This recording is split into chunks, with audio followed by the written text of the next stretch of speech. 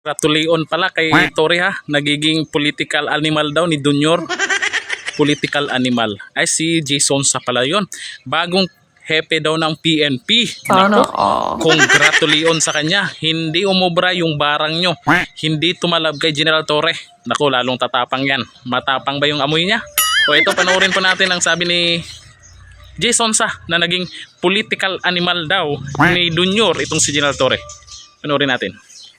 Magtataka ako kung hindi siya na-appoint, na-promote. Kasi sa grabe ang ginawa nitong mamang ito, no?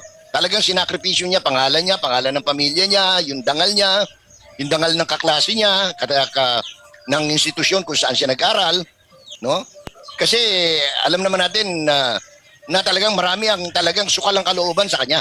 So talagang kung magtatanong ka ngayon, lalabas ka sa kalye, walang natutuwa, no, sa ordinaryong tao. Kaya lang, siyempre si presidente natutuwa dahil alam niya na itong kanyang inappoint talagang susunod sa mando niya, no? Kasi ano ito, matagal ng obsession. Mr. Torre is a political animal. O ayan na, si Jason sa pala yung nagsabi, political animal.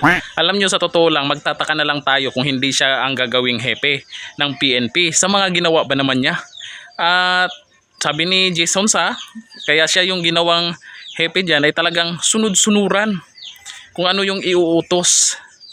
At kahit pa anong sabihin ng iba, ng taong bayan, basta sumunod lamang siya.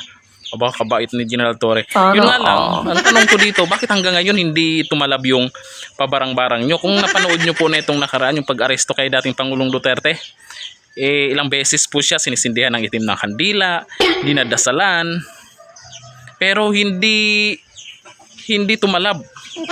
Sa kapal ba naman ang balat niyan, bano tatalab yan? Nako, congratulations ha. Nako, marami pang gagawin yan.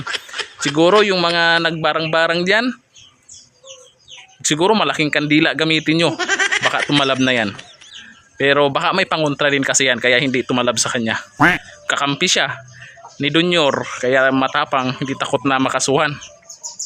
Yung barang nga hindi tumalab sa kanya, yung kaso pa kaya.